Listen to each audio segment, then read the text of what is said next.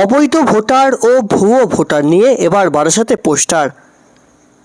এলাকার বাঙালি ছেলে ও মেয়েদের ভবিষ্যৎ সুরক্ষিত রাখতে উত্তর চব্বিশ পরগনা জেলায় বারাসাত পৌরসভার অন্তর্গত 16 নম্বর ওয়ার্ডে বিধান পার্ক এলাকায় অবৈধ ভোটার ও ভুয়ো ভোটার চিহ্নিতকরণের ক্ষেত্রে প্রশাসনিক বুথ লেভেলের আধিকারিকদের সঠিক পদক্ষেপ গ্রহণের জন্য আবেদন জানিয়ে পোস্টার পড়ল।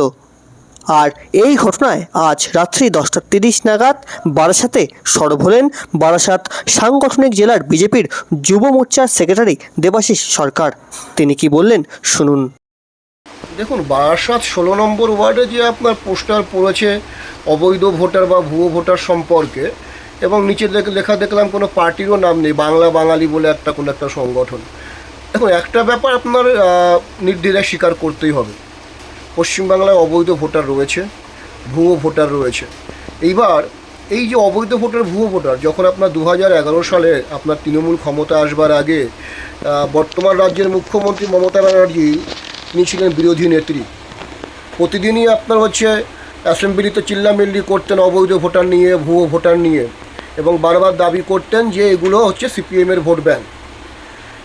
বাট আপনার অবাক করে এটা বিস্ময়কর বিষয় হলো, উনি 2011 সালে যে ক্ষমতায় আসলেন তারপর থেকে একটিবারের জন্য অবৈধ ভোটার, ভুয়ো ভোটার, অনুপ্রবেশকারী ভোটার এই নিয়ে একটা কথা বলছে না।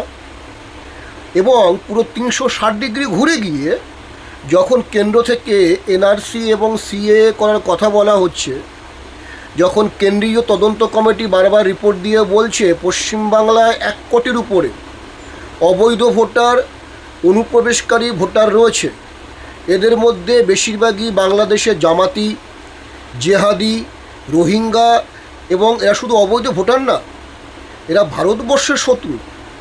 এদের মধ্যে বেশিরভাগই ভোটার একটা উদ্দেশ্য নিয়ে বর্ডার ক্রস করে পশ্চিমবাংলায় এসেছে, এখানকার ডেমোগ্রাফি চেঞ্জ করতে এসেছে। এটা আসামে, আপনার ছত্তিশগড়ে, আপনার বিভিন্ন জায়গায়, ঝাড়খণ্ডের বিভিন্ন জায়গায় যেগুলো হচ্ছে, ডেমোগ্রাফি চেঞ্জ করে দেওয়া, বিনা যুদ্ধে কোনো রাজ্য বা দেশকে দখল করা। এবং ভাবুন, 1 কোটি ভোটার, পশ্চিমবাংলার ভোটারের প্রায় মোট ভোটারের সংখ্যা প্রায় 20%, এবং এই ভোটটার উপরে নির্ভর করে রাজ্যের মুখ্যমন্ত্রী এবং টিএমসি ক্ষমতায় আছে। যারা পশ্চিমবাংলার প্রকৃত নাগরিক এবং ভোটার, তার 70 থেকে 80% আপনার টিএমসি বিরোধী ভোট, এটা টিএমসি ভালো করেই জানে। এবং এই দেশ বিরোধী, ভারত বিরোধী এই অনুপ্রবেশকারী যে ভোটার যেটা আছে, এর উপরে নির্ভর করে শাসক দল এবং টিএমসি ক্ষমতায় আছে।